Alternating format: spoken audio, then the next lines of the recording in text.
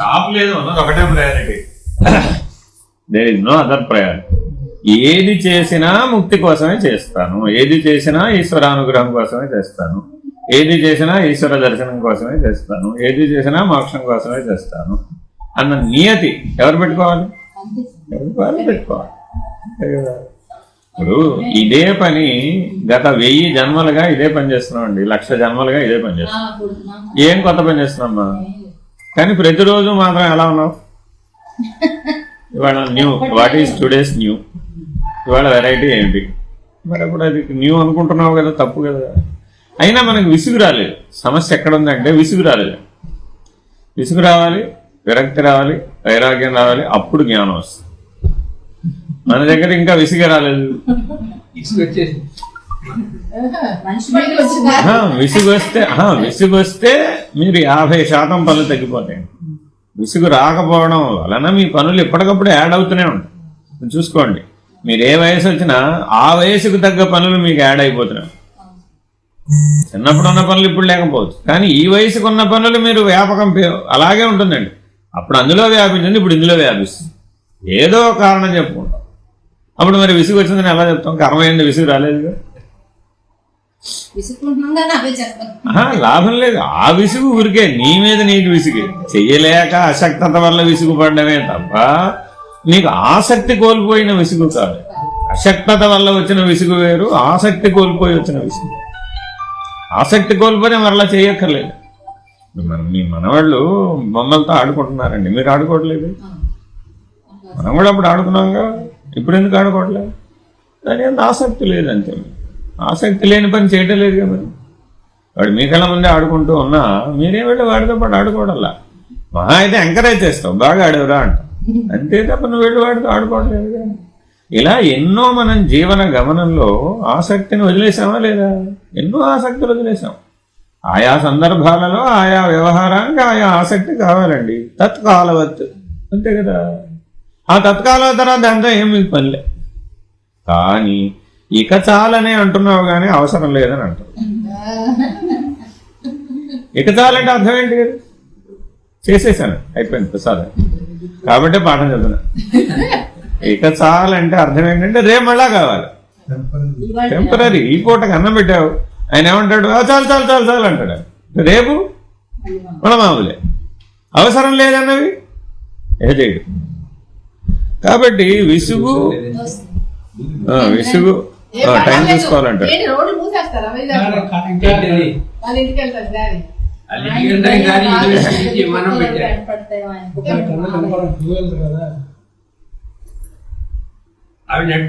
ఆయన టైం అయిపోయినట్టు దానికేం ప్రాబ్లం లేదు. అందుకే ఉండగలగాలే గాని నేను అందుకే నేను ఎక్కడికి వెళితే అక్కడే ఉండిపోతాను. అంటే అటు ఇటు పరిగెట్టి సాధించేది ఏమి ఉండదు. హరి ప్రతియే పరమేశ్వర్ వెళ్ళ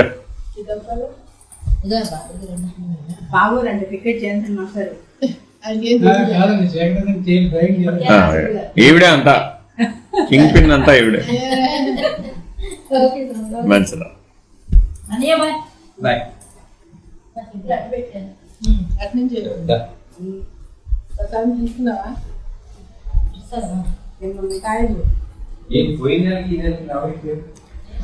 హనుమత్ సీతాపతిరావు గారు తను హోమియో డాక్టర్ గారు. ఆయన బ్రతికించాడు, ఆయన నన్ను బ్రతికించాడు. 6 నెలలు అన్నం పెట్టలేదండి, లివర్ తగ్గడం కోసం. ఇప్పుడు ఒకటే కనబడేది అనమాట, మిగిలిన శరీరం ఏం లేదు. బయట అట్లా మంచం వేసి కూర్చోబెట్టేవాడు. ఉంటే లోపల తీసుకురావడం, లేదంటే అటే. అప్పుడు ఉంటుందండి 6 ఏళ్ళు 7 ఏళ్ళు ఉంటాయి అంతే. నాకు 4 ఏళ్ళ వయసు నుంచి గుర్తుందండి. నా జీవితం అంతా 4 ఏళ్ళ వయసు. మా తాతగారు నాకు పాఠం 4 ఏళ్ళని చెప్పారు, అప్పటి నుంచి గుర్తుంది. ఏం చెప్పారు ఏంటి మొత్తం. అందుకని ఇంకప్పుడు అట్లా ఆయన బతికించాడు అనమాట. ఆయన అడిగారు 6 నెలలు అన్నం పెట్టమాకండి అన్నారు. అంతే. ఎలా బతుకుతాడన్న, నేను మందిస్తా బతుకుతారు అంతే. ఏం చేయమన్నారు? ఏమీ చేయదు. ఒట్టి వేడి నీళ్ళు, 1 స్పూన్ వేడి నీళ్ళు ఇవ్వండి, అది కూడా వస్తువుని ఇవ్వండి అంతే. అడిగితే అది కూడా అడగడు అసలు ఆ పిల్లాడు అంతే. పగలంతా పగలు రాత్రి అంతా అంతే. కూర్చోవడం పడుకోవడం ఏం భేదం ఏం లేదు. ఏం లేదు, మన స్కూల్తో పని ఉంది. సంతాగ్రాహులు అలా ఒకసారి చూస్తే వచ్చేసి రెండోసారి చదివే పని లేదు అసలు. పరీక్ష రాయాలంట, పరీక్ష అదేం పెద్ద విషయం.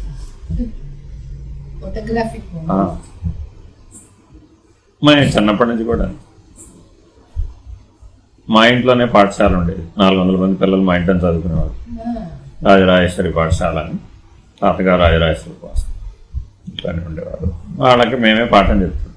ఏ క్లాస్ అయితే పై క్లాస్, మేము 3వ క్లాస్ అని వాళ్ళు 2వ క్లాస్. చిన్నప్పటి నుంచి మాకు పాఠం చెప్పడం అలవాటు. అందుకని ఏనాడు పుస్తకం తీసే పని లేదండి. అట్లా స్కూల్లో విని రావడమే, మాస్టర్ చెప్పేప్పుడు వెంటనే. మహానుభావులు మాస్టర్లు. ఎందుకనంటే మళ్ళీ చదవాల్సిన అవసరం లేకుండా పాఠం చెప్పేవాడు. ఇవాళ అట్లా చెప్పాలి. ఇవాళ 90% హోంవర్క్, 10% క్లాస్ వర్క్. ఆనాడు హోంవర్కే లేదు అసలు, నో హోంవర్క్. నేను ఏనాడు నోట్సులు రాయలేదు, ఏనాడు నోట్స్ రాయి. టెక్స్ట్ బుక్ మమ్మల్ని ఎటా చెప్పుకునేవాడు, టెక్స్ట్ బుక్ అంత మొత్తం రావాలిరా నీకు అంతే. మొదలు పెడితే చివరిదాకా చెప్పాడు, ఫినిష్డ్. ఇంక మళ్ళీ నోట్స్ రాయడం ఎందుకు, మళ్ళీ ప్రశ్నలు ఆన్సర్లు అనే విధానం లేదు. పాఠం మొత్తం వచ్చేస్తుంది అంతే. అసలు పాఠం అంతా వచ్చేసినాడు, ప్రశ్నలు ఆన్సర్లతో పనే లేదు అసలు. మేము విద్య తట్ట నేర్చుకున్నాం, అది మాకు అసలు అబ్బాదు. నేను వేదాంత విద్య కూడా అంటాను. మా గురువు గారు ఏదో పుస్తకానికి ఒక పాయింటే చెప్పేవారు. ఒక పుస్తకాన్ని మొత్తానికి ఒక పాయింట్ చెప్తేవారు. అర్థమైందా అనేవా, అర్థమైందా అయితే రేపటి నుంచి పాఠం చెప్పమనేవా అంతే, చెప్పేసాడు. అట్లా గురువుతో మమేకమై జీవించడం రా. అప్పుడు గురువుకున్న విద్య అంతా మనకు వచ్చేస్తుంది. నువ్వు వేరుగా ఉండకూడదు, గురువు కంటే భిన్నంగా ఉన్నావు. నీ తెలివి వేరే, గురువు తెలివి వేరే. అప్పుడు గురువుకున్న జ్ఞానం నీకు రమ్మంటారు. అందుకని చిన్నప్పటి నుంచి కూడా అభ్యాసం ఏంటంటే ఎవరు ఎదుర్కొండా కూర్చుంటే వాళ్ళు కలిసిపోవడం స్ట్రైట్. అప్పుడు ఏమైపోయింది, నీ తెలివి అంతా నాకు వచ్చేస్తుంది. మనిషికి సాధ్యమైన మైండ్. నేను డాక్టర్లతో కూర్చున్నాను అనుకోండి, డాక్టర్లు తెలివితేటలు వస్తాయి. లాయర్లతో కూర్చున్నాను అనుకోండి, లాయర్లు తెలివితేటలు వస్తాయి. పోలీసులతో ఎవరితో కూర్చుంటే వాళ్ళ తెలివితేటలు వస్తాయి అన్నమాట. వాళ్ళ భాషలో వాళ్ళ వ్యవహారంతో వాళ్ళతో మాట్లాడు. ఇప్పుడు వీళ్ళు ఎవరైనా ఐటీ మాట్లాడారు, ఐటీ భాషలో వాళ్ళతో ఏదో మాట్లాడతారు. మళ్ళీ వాళ్ళు పక్క నుంచి వెళ్ళిపోయారు అనుకోండి, అక్కడి నుంచి వెళ్ళిపోయారు అనుకోండి, ఆ తెలివి నాకు ఉండదు. ఇట్లా నిన్ను నువ్వు ఎప్పుడు ఖాళీ చేసుకోవాలి, ఎంటీ. అప్పుడు నేను లేదుగా అక్కడ, నేననే అడ్రస్లు అక్కడ ఏం మిగలలేదు. అప్పుడు ఏమైపోయింది, సులభం అయిపోలే. అట్లా ఇదే అహంకారాన్ని విడిచిపెట్టడం, అదే హారతి ఇవ్వడం అంటే. మనస్సుని ఎప్పుడైతే అర్పించేసావు, తాంబూలం తర్వాత హారతి ఉంటుంది. అందులో ఏమిటయ్యా రహస్యం అంటే అందులో అదే. మనసుని ఇచ్చేస్తే అప్పుడు ఇంకా మనసులో భాగమేగా అహంకారం కూడా. మనోబుద్ధి చిత్త అహంకారాలు అంటున్నావు. మరి మనసుని ఇచ్చేసిన తర్వాత అహంకారం మిగుల్చుకుని ఏం చేస్తావు? కాబట్టి అహంకారాన్ని హారతి ఇచ్చేసావు అనుకుంది. నువ్వు లేవుగా, నువ్వు లేకపోతే ఉన్నది ఈశ్వరుడే. నువ్వు ఉంటేనే మళ్ళీ నేను ఉన్నాను ఈశ్వరుడు ఉన్నాడనే గొడవ వచ్చింది తప్ప ఈశ్వరుని ఖాళీ చేయడం కుదరదుగా. నువ్వే ఖాళీ అయిపోవాలి ఎప్పటికైనా సరే. ఎన్ని జన్మలు అయితేనా నువ్వు ఖాళీ అవ్వాల్సిందే తప్ప ఈశ్వరుని ఖాళీ చేయడం. అందుకని జ్ఞానంతో మనల్ని మనం ఖాళీ చేస్తున్నాం అనుకోండి, ఇప్పుడు ఉన్నది ఈశ్వరుడు అని ఒప్పుకోవడానికి ఎంత టైం పడుతుంది అంటావు? రెప్పపాటే. అప్పుడు సదా ఉన్నది ఈశ్వరుడిగా ఉండిపో, సులభం. ఇచ్చారు తీసుకోండి.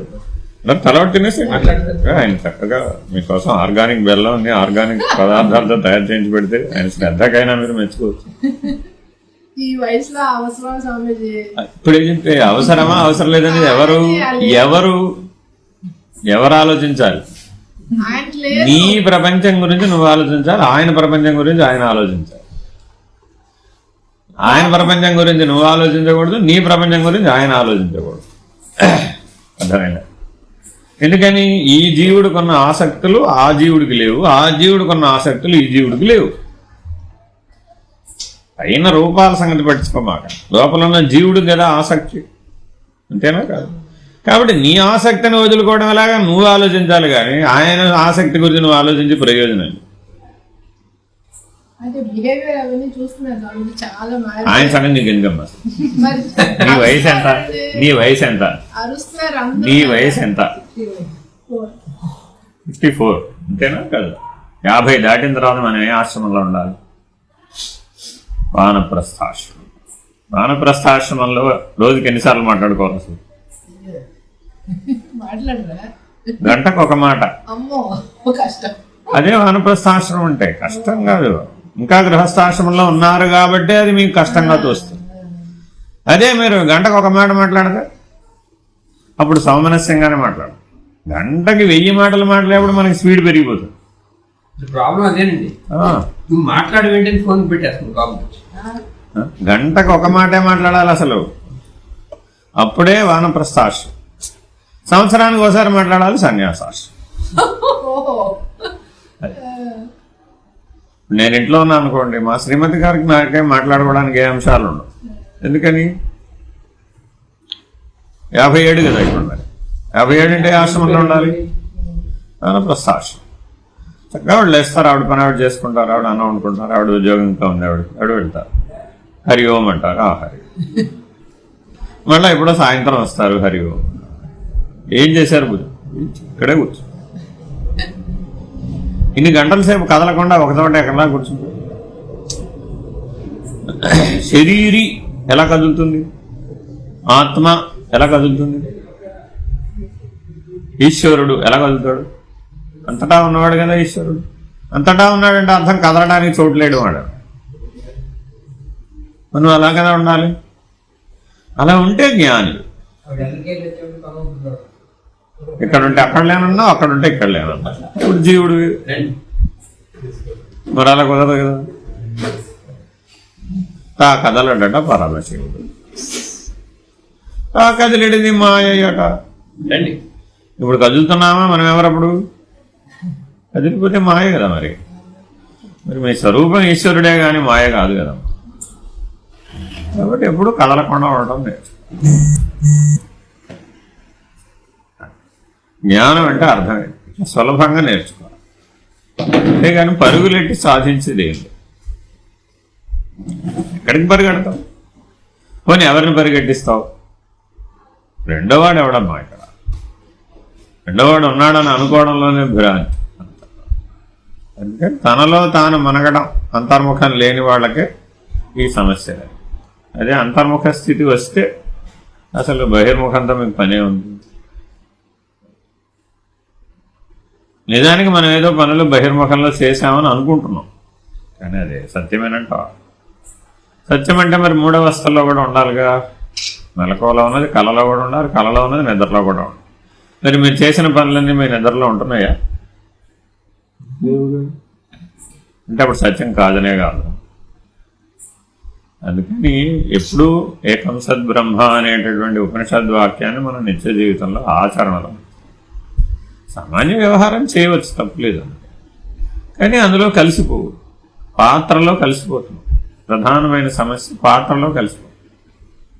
మీరు పుట్టినప్పుడు మీ అమ్మగారికి మీరు అమ్మాయి, అంతేనా? మీ అమ్మాయికి మీరు అమ్మ, మీ మనవరాలకు అమ్మ. ఒకళ్ళ నలుగురు? నలుగురు ఎక్కడున్నారు? ఒకళ్ళేగా. నలుగురు అని ఎప్పుడైతే అనుకున్నావో పాత్రలో కలిసిపోయింది. నీ జీవితం బాల్యం, యవ్వనం, కౌమారం, వృద్ధాప్యం, ఎవరికైనా అంతేగా. మరి 4గా 1? జీవితం ఒకటేగా. బాల్య, యవ్వనం, కౌమారం, వృద్ధాప్యం అంత మాత్రం 4 జీవితాలు అంటామా? అనలేవుగా. మరి అప్పుడు కలిసిపోవటం లేదుగా దాంట్లో. వాస్తవానికి ఆలోచించు. ఇప్పుడు కార్ డ్రైవర్ ఉన్నాడమ్మా, ఈయన కార్ డ్రైవర్ గారు, ఈయన కారు నడుపుతున్నాడు. కొత్త కారు కొన్నాను, చక్కగా 100 ఏళ్ల పాటు అదే కారులో నడిపాడమ్మా. నడిపితే డ్రైవర్ కారు అవుతాడా? అప్పుడుగా డ్రైవరే, కారు కారే, అంతే కదా. ఆ కారుకి ఏమైనా అయ్యింది, ఏమంటే మీ పాత కారు ఏం చేశారండి అని అడిగి, అది బాగా పాత పడిపోయిందండి, డిస్పోజ్ చేసి పడేసాను, కొత్త కార్డు వచ్చేసి. డ్రైవర్ ఆయనే కదా. ఏం మార్చాడు ఇప్పుడు? కారు మార్చాడు. అంతేగా. మన పూర్వీకులందరూ ఏం చేశారు? కారు పాడైపోయింది, కారు వేసాడు, ఇంకో కారు కొనుక్కున్నాడు. మరి నువ్వు కారే అయితే ఈ కారు పట్టుకెళ్ళాలి కదా. కారు పట్టుకెళ్ళడం లేదుగా ఎవరు, కారు అక్కడే వదిలిపెట్టి వెళ్ళిపోతుంది. కళ్ళ ముందు కనబడుతున్న సత్యమైన. కాబట్టి కారు నువ్వా? ఎప్పటికీ కారు నువ్వు కాదు. కారు డ్రైవర్వే నువ్వు. ఆత్మానం రథినం విద్ధి భగవద్గీతలో అర్జునుడు అడుగుతాడు, ఏమంటయ్యా నువ్వు ఆత్మ ఆత్మ అంటావు, నాకు ఎట్లా తెలుస్తున్నాయంటే, అరే ఆత్మ రథికుడయ్యా బాబు, డ్రైవర్. దేహం కాదు, దేహం అనేది రథం. ఆత్మ రథికుడు, నడిపేవాడు. కావాలంటే చూసుకో, ప్రపంచంలో నువ్వే కాదు, ఏ జీవ శరీరంలో ఉన్న జీవుడైనా గొంగళి పురుగు సీతాకోక చిలుక అయ్యిందండి. ఆ గొంగళి పురుగు శరీరం అక్కడే పారేసింది, పట్టుకుపోయిందేంటి? పట్టుకుపోలేదుగా. ఆ సీతాకోక చిలుక మళ్ళీ గుడ్లు పెడితే గొంగళి పురుగులే వచ్చినాయి కానీ సీతాకోక చిలుకలు రాలేదు. అవునా కదా? పరిణామంలో బాల్య యౌవన కౌమార వృద్ధాప్యాలు ప్రతి జీవి శరీరంలో జరుగుతూనే ఉన్నాయి. మరి పారేసిపోతే అది అక్కడే పారేసిపోతుంది కదా. మరి అందులో ఉన్న జీవుడు ఆ కారును పట్టుకుపోవట్లేదు. కానీ బ్రతికినంత కాలం కారు నేను అనుకుని జీవించడం అజ్ఞానం కాదు. ఈ మాట 8 ఏళ్ల లోపల చెప్తే ఎక్కుతుందంటారా? అప్పుడు ఆసక్తులన్నీ ఆట బొమ్మలు, వ్యవహారం, పుస్తకాలు, గోదా, గట్రా, ప్రపంచం చాలా ఉంది కథ. అప్పుడు 8 ఏళ్ళలో మరి నీ ఆత్మస్వరూపుడని 8 ఏళ్ళకి చెబితే అర్థం కాలేదు. డ్రైవర్ అంటే అర్థమైందా? అర్థం కదా. ఆ పిల్లడు కూడా చూడండి, నేను విమానం ఎక్కాను, గుర్రం ఎక్కాను, కారు ఎక్కాను అంటాడే కానీ నేను విమానం, నేను గుర్రం, నేను కారు అని అన్నాడు ఆ పిల్లాడు కూడా, 8 ఏళ్ళ పిల్లాడు కూడా. అంటే వాడి లోపల ఆ జ్ఞానం ఉందా లేదా? ఉంది, కానీ వాడు గుర్తించలేదు. సరే 16కి చెప్దాం అవ్వాలి, చెప్పొచ్చుగా. 16కి తెలివితేటలు వచ్చినాయిగా, అంతా తెలుసుకున్నాడుగా, విషయాలన్నీ బాగా తెలిసినాయిగా, నా ఇష్టం అని బలంగా చెప్తున్నాడుగా. నేను ఇదే తింటా, నేను అదే చేస్తా, నేను అదే చదువుతా, నేను ఇలాగే వెళతా. 16కి చెప్పామండి, నువ్వు డ్రైవర్ రా బాబు అని గుర్తుపడతాడంటారా? వ్యవహారం బలంగా, విషయాలు బలంగా. సరే పోనీ 32కి చెప్పామండి, వింటాడంటారా? చెప్తున్నాం, వివాహంలో చెప్తున్నాం. ఆ సమయానికి వివాహం ఎక్కడ చేసేది? 25 నుంచి 30 అప్పుడు చేసేది వివాహం కదా. అప్పుడు చెప్తున్నాం, సరే నాయన నువ్వు డ్రైవర్ రా బాబు, నువ్వు ధర్మకర్తవరా నాయన, నీ కుటుంబానికి యజమాని అంటే నువ్వు ధర్మకర్తవరా బాబు. రేపొద్దున అడిగితే నిన్నే అడుగుతారు, ఏమైనా ధర్మం చేసేవాటయ్యా, రోజు నిత్య పూజ చేసేవా, రోజు ధర్మాచరణ చేసేవా, రోజు ఈశ్వర సందర్శనం చేసేవా, ఎప్పటికైనా ఈశ్వరానుగ్రహం కలిగిందా, ఈశ్వర సాక్షాత్కారం కలిగిందా నిన్ను అడుగుతారు కానీ ఏమని అడగరు. ఎందుకని? ఇంటి యజమాని పోస్ట్ తాళగట్టినప్పుడు ఇచ్చారు నీకు పోస్ట్, అది మర్చిపోకూడదండి, పోస్ట్. కానీ మనం ఏమైపోయాం? పోస్ట్లో కలిసిపోయాం. అలా చైర్లో ఎలా కలిసిపోతాం? పోస్ట్ ఇదే చైర్. ఈయన రిటైర్డ్ ప్రొఫెసర్ గారు అంటారు కానీ ఈయన ప్రొఫెసర్ గారిని అంటారు ఇప్పుడు ఎవరైనా అన్నారు. ఎందుకని? చైర్ లేదు ఇప్పుడు. ప్రొఫెసర్ అనేది చైర్, అంతేనా కదా? ఈయనలో ఉన్న జ్ఞానానికి ఆ పేరుందా? లేదు కదా, ఎవరికైనా సరే. కాబట్టి మనం దాంట్లో కలిసిపోవటం లేదు. వాస్తవానికి ఏనాడు మీరు కలిసిపోలేదు, మీరు విడిగానే ఉన్నారు. రోజుకు 6 గంటలు పాఠం చెప్పాడండి, 8 గంటలు పాఠం చెప్పాడండి, 10 గంటలు చెప్పాడు, 12 గంటలు చెప్పాడు, పోనీ 24 గంటలు చెప్పాడు. అయితే పోస్ట్లో కలిసిపోతాడా? అలా ఎలా కలిసిపోతాడు? Ever it is possible. కలిసిపోయాను అనుకోవడంలో వచ్చింది భ్రాంతి, నథింగ్ ఎల్స్. అంతేనా కదా? ఈయనకి భార్య అనేది ఒక పాత్ర, అంతేనా? 100 పాత్రలు వేస్తావా మన జీవితం మొత్తం మీద? మీ అత్తవారింటికి వచ్చిన తర్వాత కొత్త సంబంధాలు చాలా వచ్చినాయి. ఎవరు వదిన అన్నారు, ఎవరు మదర్లు అన్నారు, ఎవరు భార్య అన్నారు, ఎవరు ఇంకోటి అన్నారు, ఎవరు ఇంకోటి అన్నారు, ఏదో ఎవరు అత్తగారు అన్నారు, ఎవరు ఇంకోరు ఏదో అన్నారు. ఎన్ని చెప్పినా అవన్నీ అత్తగారు అనే పెళ్ళైన తర్వాత వచ్చిన సంబంధాలేగా, అంతేనా కదా? మరి ఇన్ని పాత్రలు ఒక్కతే ఎలా పోషించమ్మా? ఏమనండి, ఆయా సందర్భాన్ని బట్టి ఎవరెట్టా పిలిస్తే వాళ్ళతో అట్టా వ్యవహరించావు, అంతేనా కదా? మరి అప్పుడు అది నువ్వు అవుతావా? వ్యవహారం ఎలా అవుతావు? డ్రైవరు కారులో కూర్చున్నంతసేపు డ్రైవింగ్ చేశాడండి, కారు దిగేసిన తర్వాత కూడా డ్రైవింగ్ చేస్తాడా? చేయడుగా. అలాగే తత్కాలవత వ్యవహారంలో ఆ పాత్రను నడిపిస్తున్నావు, అంతే. నువ్వు డ్రైవర్వి, పాత్రను ఎలా అవుతావు? కానీ ఆ పాత్ర నుంచి అన్నింటినీ పుచ్చుకున్నావు. ఏం పుచ్చుకున్నావు?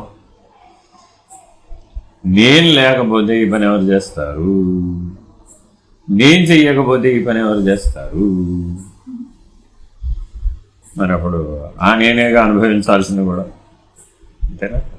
అన్నం వండటానికి పొయ్యి మీద పెట్టావమ్మా, ఏదో ఈ లోపల ఏదో ఉపన్యాసం వింటున్నావో పాఠం వింటున్నావో టీవీలో మునిగిపోయావో వ్యవహారంలో మునిగిపోయావు, అన్నం కాస్త మాడిపోయి. అన్నం మాడిపోవడానికి కారణం ఎవరు? నేనేగా.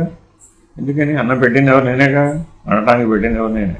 మాడిపోయింది ఏం చేయాలి? నేను చూడకపోబట్టే, నా అశ్రద్ధ వల్లనే అనాల్సిందేగా అక్కడ. కానీ ఈవిడేమంది? ఎవరో వచ్చారు, వాడితో మాట్లాడుతున్నాను, ఆ మాటలు అయ్యే లోపల ఇది జరిగిపోయింది, మాడిపోవడానికి వాడు కారణం. దీన్ని ఏమన్నారు? అన్యకారణం. మీరు అన్యకారణం చెప్పుకుని జీవితంలో ఎన్నేళ్ళు గడిపేశాం?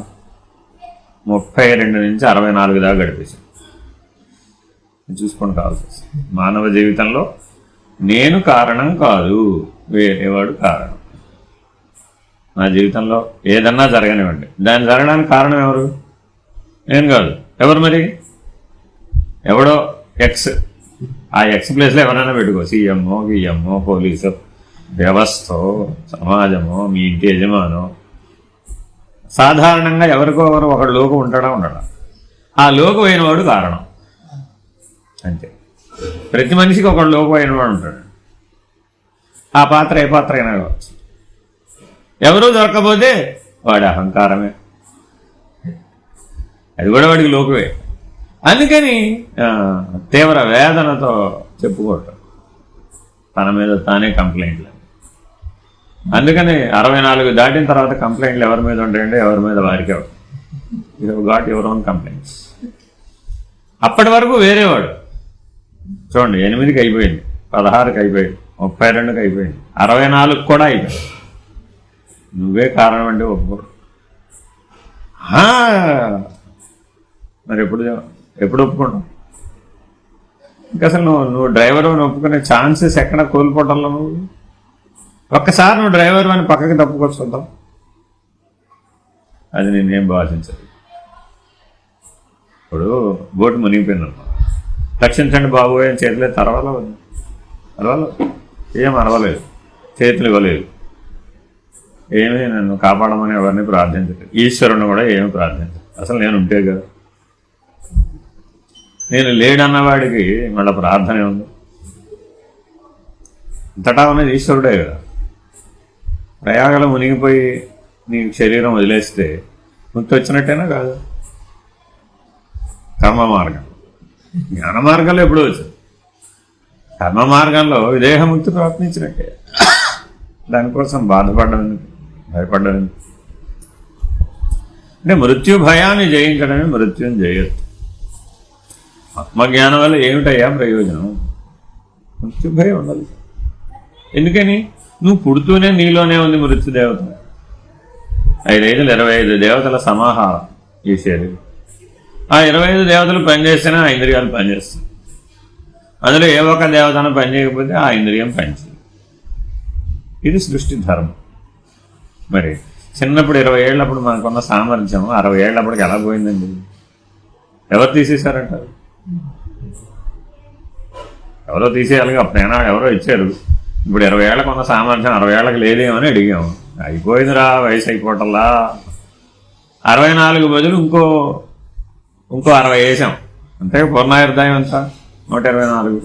మొన్న ప్రయాగ వెళుతుంటే దారిలో ఒక ఆశ్రమంలో ఆగాం. ఆయనకి 124 ఏళ్ళు. మామూలుగానే ఉన్నారు. మన 90 ఏళ్ళ వాళ్ళు ఎలా ఉన్నారు, 80 ఏళ్ళ వాళ్ళు ఎలా ఉన్నారు, ఆయన 124 ఏళ్ళు అలాగే ఉన్నాడు అంతే. ఏం స్వామి అంటే, ఈశ్వర్కి ధ్యాన హే. ఎన్నేళ్ళైంది నాకు తెలీదు. ఇంకా ఎంతకాలం ఉంటారు అది నాకు తెలీదు. అసలు నాకు వయసుతో నాకు లెక్కతో పని ఏమిటన్నాడు. I should count. మీరు లెక్కేసుకుంటున్నారేమో కానీ నేను లెక్కేసుకోవడం లేదు. ఎంతకాలం ఉండాలి అంతకాలం ఉంటుంది. పడిపోవాల్సి వచ్చినప్పుడు అదే పడిపోతుంది. నాకు దాంతో ఏం పని? నిన్న 400 మంది వచ్చారు, తిన్నారు, వెళ్ళారు. ఇవాళ మీరు 40 మంది వచ్చారు, తిన్నారు, వెళ్ళారు. వస్తూ ఉంటారు, వెళుతూ ఉంటారు, తింటూ ఉంటారు, వెళుతూ. ఏం సబ్ ఈశ్వర్ ఊపర్ వాళ్ళకి దేని అన్నాడు. మరి కౌంటే లేదు ఆయనకి. కొంతమంది ఇలా ఉన్నారండి. శివశక్తి స్వామి గారిని ఒక ఆయన ఉన్నారు, భీమవరంలో ఉంటారు. ఆయనేనా? హీ వోంట్ కౌంట్ అంతే. అలా ఉండిపోయాడు అంతే. ఒక 45-50 ఏళ్ల వయసు శరీరంలో ఉండిపోయాడు అంతే. ఏమంటే ఎంతకాలం ఐ డోంట్ నో అంటాడు అంతే. నాకు తెలియదండి అంటాడు. తెలియదండి మనం అంటున్నావా? మనం ఏ రోజుకి ఆ రోజు ఇవాళ కౌంటు. అప్పుడు ఏమైపోయింది మరి? మనం ఆ కాలం చేత కర్మ చేత బాధించబట్టాలా మరి మనం? అట్లా సహజంగా అన్నింటినీ అధిగమించి ఉండడాన్ని జ్ఞానం అన్న. జ్ఞానం అంటే విజ్డమ్ అంటే ఏంటి? You're above of it, you're not compelled, you're not bounded by it అనేదాన్ని విజ్డమ్ అంటున్నాం. అంతేనా కాదు? Are you wise? Yes, of course. చాలా అంశాలు మనం ఏం చేయడం లేదండి. ఈ ప్రపంచంలో చాలా అంశాలు ఉన్నాయి, అవేం మనం ఏం చేయడం లేదు. మనమేం దానివల్ల కంపెల్ కావడం లేదు, బౌండ్ అవ్వడం లేదు. We are all above of it. దాటేసాం మనం. Almost you are wise, but not really wise. Really wise అంటే నేను ఆత్మస్వరూపుడు అంటే వాడు రియల్లీ వైజ్. వాడు అన్నిటికీ దాటిపోయాడు. Is above of everything. మరి అలా ఉన్నవాడు కదులుతాడంటారా? Can he be shaken? Shake అవడగా వాడు అసలు. ఎందుకని? ఆకాశం నుంచి చూస్తాడు, పైనుంచి చూస్తాడు, సూర్యస్థానం నుంచి చూశాడు. సూర్యుడి దగ్గర నుంచి చూస్తే మనం ఒక 100 ఏళ్లలో చేసిన పని ఎంత అంటారు? ఎందుకని? 13 మిలియన్ల భూములు పడతాయి సూర్యుడు. మరి భూమికే అక్కడ ఉనికి లేదు. భూమికే ఉనికి లేదంటే ఒక మానవుడు చేసిన పనికి ఎంత ఉందంటారు సూర్యస్థానంలో? అందుకని పెద్దవాళ్ళు మనకి ఏం చేశారంటే పితృకర్మ చేసేటప్పుడు 3 పిండాలు పట్టిస్తారు కదా. ఒకటేంటి వసువు, 2 రుద్రుడు, 3 ఆదిత్యుడు. నేను ఇప్పుడు చేసిన రుద్రార్చన ఒక మెట్టు ఎక్కారన్నమాట. ఇంకో మెట్టు ఆత్మజ్ఞానం తగ్గితే సూర్యుడు. అంటే దృష్టిని మార్చటం. ఏ దృష్టితో చూడాలి నీ జీవితాన్ని? పుడుతూ పోతూ ఉండేవాడు, అతి దగ్గరగా ఉండేవాడు వసువులండి. వీళ్ళు 100 ఏళ్ళకి ఒకసారి పుడుతుంటాడు, పోతుంటాడు, వెళ్ళిన జీవులు అంటుంటాం. మాటి ఇవి ఈ జన్మలో కొన్ని మీరు చేయలే ఫిలప్ ది బ్లాంక్స్ ఉండిపోయినాయండి. ఎప్పుడు చేద్దామని ఉన్నారు? ఇంక ఇప్పుడు అవదుగా అవి ఏమంటారు? ఈ జన్మ కావదులేరా, వచ్చే జన్మ చూసుకోవాల్సింది అవన్నీ అంటున్నారా లేదా? ఆ వచ్చే జన్మకు చూసుకుంటానంటున్న వాడెవడో వాడు వసువు, నీలోనే ఉన్నాడు. వాడే వసువు అండి, ఇంకేం లేదు. ఈ జన్మలో వాడు ఫిలప్ ది బ్లాంక్. అది ఇప్పుడు చేయలేడు. ఇక అది అవదు కది. ఎన్నో ప్రయోగాలు చేశాడు, అది అవ్వలేదు. అది ఇంకా ఈ జన్మకు అవ్వదని డిసైడ్ కూడా అయిపోయాడు. ఈ జన్మకు అవ్వలేదు కానీ ఆసక్తి వదలలేదు. ఏం చేయాలి మరి?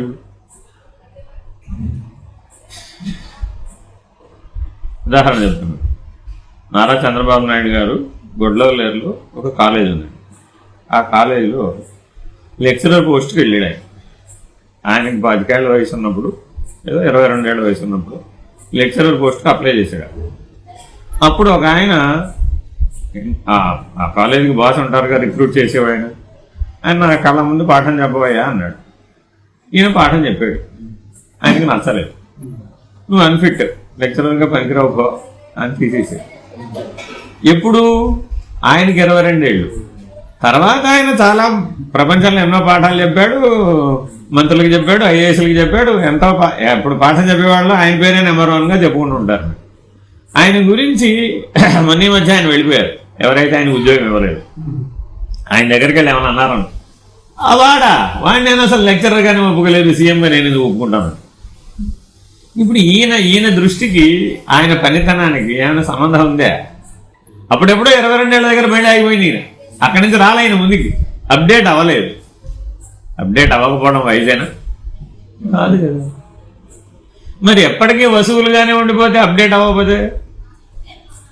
అందుకని రోజు రుద్రాధ్యాయం, రోజు రుద్రార్చన చేసి అప్డేట్ అయ్యి రుద్రుడు అనే దృష్టితో చూడడం. అందుకే ఇందాకేం చెప్పాడు? నా రుద్రో రుద్రమర్చయే, నాకు రుద్రుడికి భేదం లేదు అనే దృష్టితో నువ్వు ఆలోచిస్తే తప్ప నువ్వు రుద్రార్చన చేసేందుకు అధికారం లేదు.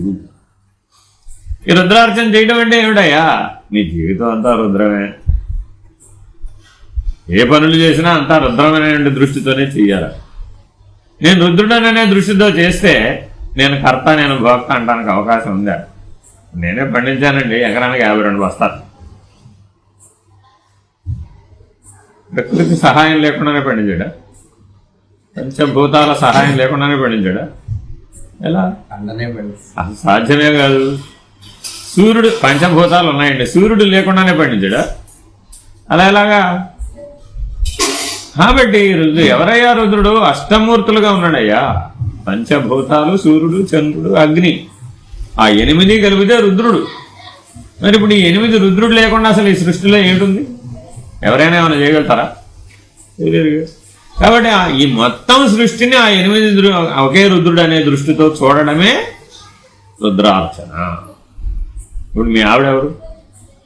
రుద్రుడే. మీ మనవడెవరు? రుద్రుడే. నువ్వెవరు? రుద్రుడే. అలా అందరినీ రుద్ర స్వరూపాలుగా చూడగలిగే రుద్ర దృష్టిని పొందాలి. ఇప్పుడేమయ్యాడు? వసువుల నుంచి రుద్రుడైపోయాడు. అలా ఉండగా ఉండగా ఉండగా ఉండగా ఆ రుద్రుడు కూడా ఆదిత్యుడు. సృష్టికి ఆధారం ఎవరయ్యా? ఆదిత్యుడు. ఆదిత్యుడు లేకపోతే సృష్టి లేదు. కాబట్టి ఆదిత్యుడు అనే దృష్టితో చూడడం అది. నేనెవరు? నేను ప్రకాశాన్ని. ఎలాగా? మనం వచ్చేటప్పటికి ఆ ఒకలైతే వెలుగుతుంది చూడండి. ముందేం అడిగాం? మీరు అన్నీ ఏర్పాటు చేశారు, ముందు లైట్ కావాలి. అదేంటండి చీకట్లో చేయొచ్చుగా? కుదరదు. ఏ చేత అయినా చీకట్లో చేసింది లాభం లేదు, అది అజ్ఞానానికి కారణం. అందుకని భారతీయ సంప్రదాయంలో చీకట్లో పడుకోవడం కూడా నిషిద్ధమే. ఇవాళ అందరూ ఏం చెప్తున్నారు? మీకు మెలటోనిన్ రావాలంటే లైట్లన్నీ ఆఫ్ చేసేయాలి, పిల్లల్ని శుభ్రంగా ముసిగేసేయాలండి. చిన్నపిల్లలకు కూడా అదే అలవాటు. మరి వాడికి వెలుగు మీద దృష్టి ఉంటుందంటారా? అసలు నీకు వెలుగు నీకు ఆధారం కదా. మరి అదేంటండి కళ్ళ మీద లైట్ పెడితే నిద్ర రాదండి బాబు. నిద్ర అజ్ఞానం కదా, సమస్య కదా. అందుకని భారతీయ సంప్రదాయంలో పూర్తిగా లైట్లు తీసేసి పడుకోవడం నిషిద్ధం. అదేంటి? అదంతే, అలా ఎదగాలను. అందుకే గర్భాలయాలలో ఎక్కడ లైట్లు ఉండవండి. హారతి వెలుగులోనూ దీపం వెలుగులోనూ చూపిస్తారు. ఎందుకని? గాఢ నిద్రావస్థలో ఈశ్వర సాక్షాత్కారం ఎలా అవుతుందో గర్భాలయంలో అలా చూపిస్తున్నాడు నీకు పోలిక. నీ నిద్రలో నువ్వు ఈశ్వర సాక్షాత్కారాన్ని ఇలా పొందాలి అని ఆలయం నిరూపిస్తుంది. అందుకని నేను అలా కట్టాను. మనకేం లైట్లు పెట్టడానికి లేక కాదు, లేకపోతే పెద్ద పెద్ద ఫ్లడ్ లైట్లు పెట్టేస్తే ఈశ్వరుడు బాగా కనబడతాడని తెలియదు మనకేం, కానీ పెట్టాం అంతే. ఎందుకని? ఆ గర్భాలయం నీ హృదయం. అక్కడ దీపపు వెలుగులోనే చూడాలి, అక్కడ హారతి వెలుగులోనే చూడాలి. ఎందుకని? నువ్వు ఈ గాఢ నిద్రావస్థలో నువ్వు హృదయంలోనే ఉంటావు. కానీ ఈశ్వర సాక్షాత్కారం లేదే. కళ్ళు మూసుకుంటే చీకటే వస్తుంది, కానీ ఈశ్వరుడు ఎక్కడ వస్తున్నాడు? అందువల్లనే మనం పునరావృత్తిని పొందుతాం. కాబట్టి ఎప్పుడైతే ఈశ్వర సాక్షాత్కారాన్ని పొంది నాకు ఈశ్వరుడికి ప్రకాశానికి భేదం లేదు, ఆ సూర్యప్రకాశమే నేను అనే నిర్ణయంలో ఉండిపోయిన వాడు తిరిగి రాడు. అందుకని ఎప్పటి నుంచి పిండాలు పెట్టక్కర్లేదండి. వసు రూపం దాటిపోయాడు, రుద్ర రూపం దాటిపోయాడు, ఆదిత్య రూపం కూడా దాటిపోయాడు. అందుకని పరమాత్మ ఏమన్నాడు? నాయన ఆ సూర్యులోని ప్రకాశం నేనే. భగవద్గీత. కానీ మరి మనం భగవద్గీత 8 ఏళ్ళకి చదవలేదు, 16 ఏళ్ళకి చదవలేదు, 32కి చదవలేదు, 64 కూడా చదవలేదు. ఇంకెప్పుడు చదువుతావుగా? 96 చదువుతావా? అప్పుడు చదివితే ప్రయోజనం ఏముంది? ధారణాశక్తి లేదుగా. చిన్నప్పుడు చదివాం మేము. అందుకే అడుగడుగునా భగవద్గీత, ప్రతి సంఘటనలో, ప్రతి మాటలో ఓహో పరమాత్మ చెప్పాడండి సూర్యుడిలోని ప్రకాశం నేనే. ఇప్పుడు పరమాత్మను దర్శించాలంటే సూర్యుడికి దండం పెడితే పరమాత్మకు దండం పెట్టింటే కదా. నీకు దండం పెడితే పరమాత్మకు దండం పెట్టాడు. అందుకని మా గురువు గారు చెప్పారు, నాయన నీకు ఎవరు దండం పెట్టా నువ్వు కూడా దండం. ఎందుకని? ఎవరు పరమాత్మ కాదు వాళ్ళు, నువ్వు పరమాత్మని దండం పెడుతున్నారు, నీవు కూడా వాళ్ళలో పరమాత్మని దర్శించి వారికి నమస్కారాలు చేయి. అప్పుడేమైంది? ఇచ్చిన వాడు పుచ్చుకున్నవాడు లేరు ఇప్పుడు. లేకపోతే నాకు ఎంతమంది దండం పెట్టారు తెలిసేవాడు. ఒక ఆఫీసర్కి అహం ఎక్కడి నుంచి వస్తుందండి? దండాలు నమస్కారాలేగా. చూడండి, మీకు ఆఫీసరు సీట్లో కూర్చుని ఉంటాడండి, ఆ ఆఫీసులో పనిచేసేవాళ్ళు ఆఫీస్కి చూడండి, నమస్కారం సార్. ఒక్కరోజు ఎవరైనా నమస్కారం పెట్టవలసిన వాడు పెట్టకపోతే వాడు అహం దెబ్బతింటుంది. ఏం లేదండి అక్కడ ఏమిటయ్యా తేడా అని నమస్కారం పెట్టలేదు అంతే, గుడ్ మార్నింగ్ చెప్పలేదు. మనలో ఎంత బలమైనటువంటి బలహీనతలు ఉన్నాయో చూసి వీటిని పెంచి పోషించడం వైజ్నెస్ అవుతుందా, విజ్డమ్ అవుతుందా? అవుతుంది.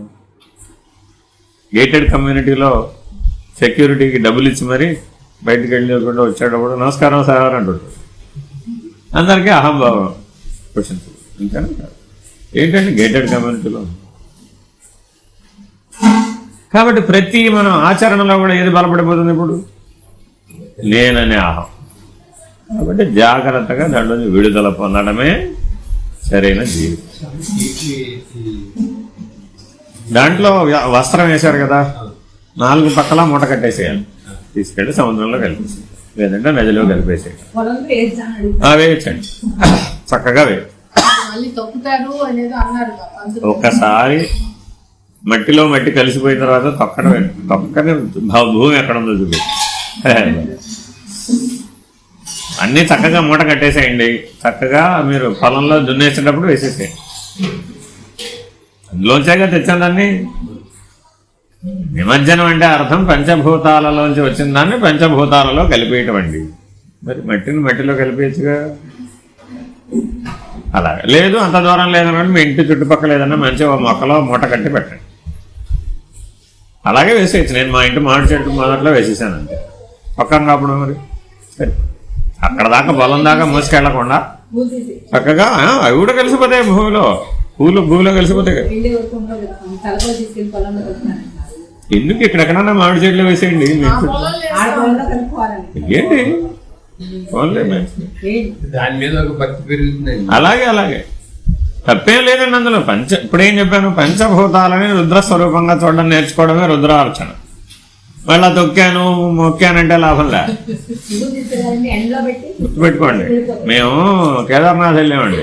కేదార్నాథ్ వెళితే పొద్దున్నే లేస్తే అక్కడ కూడా మన టీ వాడు ఉంటాడు, చాయ్ వాళ్ళ అక్కడ కూడా ఉంటాడు. పొద్దున్నే తెల్లారుజామున 5:30, 6కి టీ ఇచ్చింది. ఏరా అబ్బాయి ఎదురుకుండా కేదార్నాథ్ కనపడుతున్నాడు కదరా, రోజు నువ్వు ఎలా ఫీల్ అవుతుంది? आपका एक बात बोलना అన్నాడు. బోలో భయ్ అన్నా. ఎందుకని వాడు 6 నెలలు అక్కడే ఉంటాడండి. 6 నెలలు కిందకు వచ్చేస్తాడు, మన మనసుతో నిండిపోతుంది. తొక్కితే రాయి, మొక్కితే లింగం, సబ్ ఏకీ హైనా సార్. రుద్ర దృష్టి. ఆహా ఏం చెప్పేవారు అబ్బాయి. ఎందుకని? పంచభూతాలు రుద్ర స్వరూపం కదా. ఆ దృష్టి రావడం వెరీ వెరీ ఇంపార్టెంట్. ఆయన అడిగాం, ఏదో రోజులో నేను ఒకసారైనా దర్శనానికి వెళ్తానని. నేను వెళ్ళను సార్ అన్నాడు. ఎందుకనంటే మీరందరూ వెళ్తున్నారు కదా సార్, మిమ్మల్ని చూస్తున్నాను కదా అన్నాడు. जो शिव जी के दर्शन के लिए जाते हैं, वो जो आते हैं इधर ही चाहते हैं ना, उसको प्रणाम करता हूं मैं, वो ही शिव जी है అన్నాడు. చూడండి వాడు ఎంత పైనుంచి మాట్లాడుతున్నాడు. మనం శివ దర్శనం చేసి తిరిగి వస్తున్న భక్తులకు ప్రణామం చేస్తే వాడు ఈశ్వరుడితో సమానం. ఎందుకని శివ దర్శనం పొందిన వాడు అసలు వేరే ఎక్కడ ఉన్నాడు? రెండవ అక్కడ దర్శనం చేసిన వాడు ఒకడు అనేవాడు లేడు అక్కడ. ఎందుకని? ఈశ్వరుడు సముద్రం, జీవుడు నది. నది సముద్రంలో కలిసిపోయిన తర్వాత నదిని వేరే ఎక్కడ పట్టుకొస్తాం? పట్టరాలేంగా.